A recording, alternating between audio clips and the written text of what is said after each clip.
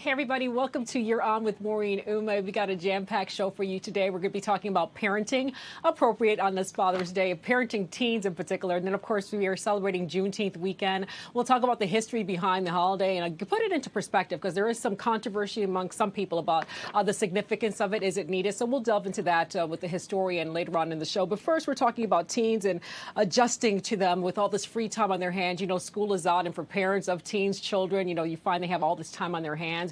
You're trying to keep them productive, keep them off screens, but keeping them too busy, is that actually the wrong thing to do? I know it's an interesting question to pose, and so we're getting the answers with Dr. Cameron Caswell, better known as Dr. Cam, or the teen translator is what she is called. She's an adolescent psychologist, a parenting coach, a TEDx speaker, podcast host, and founder of the Parenting Teens Academy. She's not busy at all. Welcome to the show, Dr. Cam.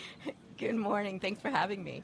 Oh, my goodness. It is great to have you. As a mom of a 15-year-old, I am all ears about this.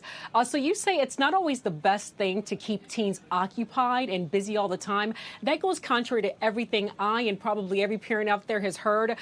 Fill us in. Why is that not a great idea? Yes, we have this belief that resting is bad, is the enemy, and that it's actually a necessity. And I want to just be clear because teenagers are exhausted. I've talked to hundreds of them. They tell me the one thing they want over the summer, over and over again, to sleep and do nothing because they're constantly doing something. And the world moves way faster than their brains are able to process. Just sitting here takes more energy for them than it does for us because they're going through so much change. They need sleep. They need rest. And constantly keeping them moving forward is just continuing to exhaust them. Okay, Dr. Cam, time out though. What's the difference between they need rest and genuine just now you're disengaged and lazy? So disengaged and lazy is a word that we look at, and that is based off of our social norms and what we see. They're listening to their body. And I think we need to start listening to their body and believing them rather than projecting what we think they should be doing with their time. And I know this is very controversial, but once again, we as adults feel that we know more what they need, but they are listening to their bodies. Okay, so in trying to be understanding, I'm understanding the teenage brain, okay? What's happening to the teenage brain developmentally during these years that adults need to understand and need to empathize with? Yeah, so their brain is going through this amazing growth spurt. And I think we misunderstand it as they're not fully developed, but they are fully developed. What they are is learning more complex skills.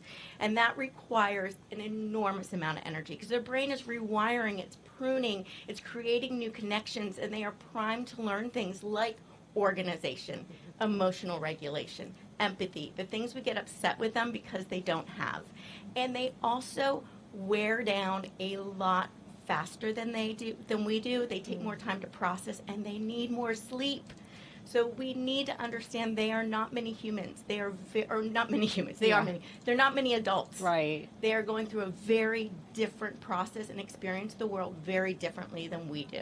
Okay, I hear you. And so logically, summer would be a good time to push that reset button. And, you know, why is it particularly that important that they use these summer months to sort of recharge themselves after what has undoubtedly, for a lot of them, been a demanding school year? Well, we talk about mental health a lot. And what we tend to misunderstand is we see them being on their phones going, that's destroying their mental health. What's destroying their mental health actually, when you look at the data, is academic pressure, stress, constantly going, having a lot of expectations, never sitting down and resting. That is causing a lot more stress on our kids. So I want to flip the script a little bit and say, you know what? Our kids need us to step back. And one of the most amazing things I see over and over again, when we step back and we give our teens, we trust our teens to figure out what they need to do, they may slack for a while, for sure. But teens are not intrinsically lazy at all. I want to defute that belief right out the bat. They are some of the most passionate, motivated people I've seen when they are interested and want to do something and when it is on their terms. The difference is when we push and push and push, that builds resistance. not motivation. Okay, again, I hear you. So they find something on their own terms that excites them and motivates them. What if you've got that kid, it's taking them a week, 2 weeks, 3 weeks, they're still on that couch, on their device. At what point does the parent say, okay, I've had enough, I need to do something? At what point do parents need to intervene, if at all? I think the intervening needs to look differently than we tend to do. We get very worried. We start panicking. We start piling on stuff they need to do. I want us to sit next to them on the couch and say, what do you want to do this summer? What is the most important thing to get out of this summer? What are the things that you have been dreaming of doing? Right? We want to get into their world and understand why they're sitting on the couch, not assume that they're lazy. Because once again, that assumption pushes us in the wrong direction, and we react in a way that just drives them more into the couch and more into the phone rather than encouraging them to try something new.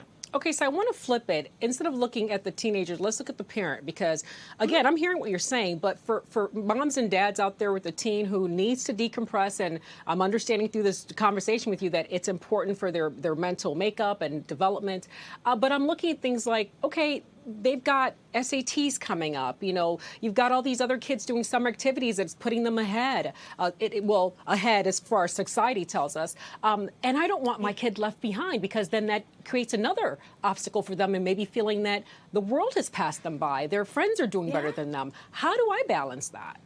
So that's fear.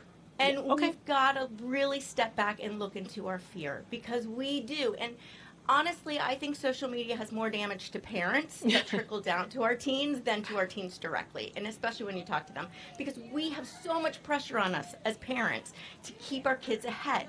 Ahead of what? Right? We've created these races that don't actually exist. Every teen is on a different path.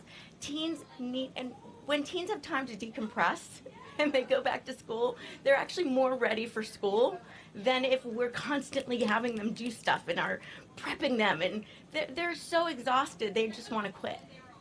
They do, and I have seen that. So what you're saying is truly resonating. Like I said, I've got a 15-year-old and a niece and nephew who are, on preteens. But I often wonder, are we overscheduling our children? And it sounds to me like we are, because especially in our region here in the DMV, the competition is so intense. If you're not in an elite summer program, if you're not doing X, Y, and Z, they look at not just the child but the parent as if we're deficient somehow. Right. And we've got to look at our child, not what the expectations are that we've created for our child. What does our child need? What do they love?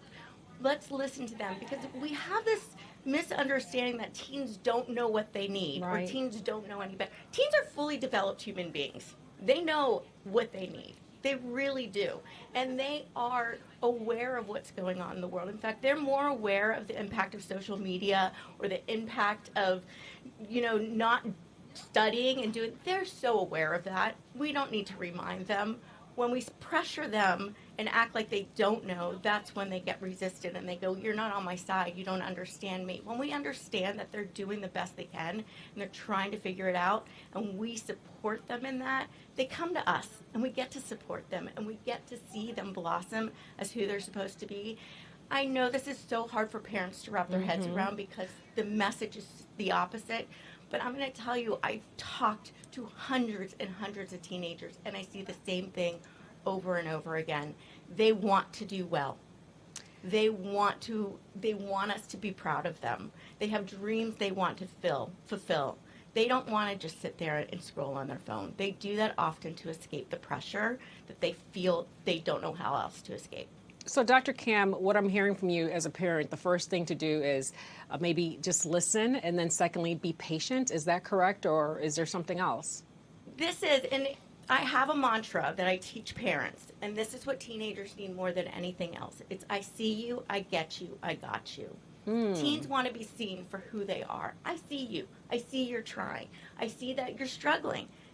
I get it. I'm not judging that. I get you is, I get why. I get why this is hard. I get why school stinks. I get why this summer you just want to sleep. I get it. That's valid.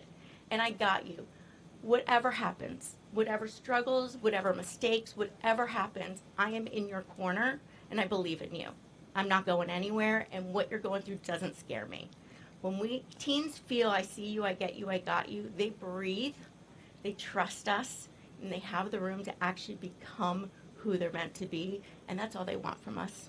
I'm going to write that down. I see you. Please do. I get you. I got you. Yeah. 3 simple phrases, but goodness, in the course of this conversation, it means so much. And what a timely conversation it is, because I know that my friends with kids in the same age range, it's been like this sort of gnashing of the teeth and hands and wringing of hands. What are we going to do? They're just inside all day and on their video games and vegging out. But, you know, vegging out can be okay. That's what I'm hearing in this conversation. It can be okay. Yeah. Yes. No, please go ahead. I need you to have the final words here. It absolutely can be okay. And I think, you know, parents are always asking, well, what's the warning signs, right? We always want to know the warning signs. And I understand. We always are afraid that we're missing something. The warning signs are really if that's all they're doing. And I want us to be very honest with it, because we will see them on their phone all day long, and they feel like they've been on their phone for 5 minutes. Right? So are they still coming down for dinner? Are they coming down at all? Right? Are they still talking to their friends? Because we need to understand we see them on their phones and we go, they're doing nothing. They're communicating with their friends. They're learning things. I've heard kids learn the most amazing things on YouTube, right? They're engaging. They feel like they're part of the world. So we have to understand the way that they interact with their screens is much different than the way we do and what we think they're doing. That is so true, because I have had my daughter send me different things online. I'm thinking, oh, you actually heard that conversation we had and you found something that was relevant to it and something. So you're right. I think when you divorce yourself a little bit and look at it through the perspective that you're giving, it does make a difference. So valuable conversation. Where can people find you and get more information from you and get this peace of mind that I've gotten from this conversation this morning? This is exactly what I want to do for parents, is give them a peace of mind. You can find me, I have my podcast, Parenting Teens with Dr. Cam, and you can find me on Instagram at Dr. Cam Caswell. And I post on there all the time. The teen translator, that's not just a misnomer, that's a name. Dr. Cam, thank you so much for this insightful conversation and beginning the dialogue. Hopefully parents who've watched this morning have the feeling of calm that I do have now after talking to you, and hopefully will continue. We will bring you back, because I'm sure, lessons learned you need to repeat sometimes, but we'll have you back to continue the conversation. We appreciate your time this morning. Thank you so much, and I'd love to come back. Absolutely. Dr. Cam, the teen translator, adolescent psychologist, parenting coach, TEDx speaker, podcast host, and founder of the Parenting Teens Academy. We thank you for your time.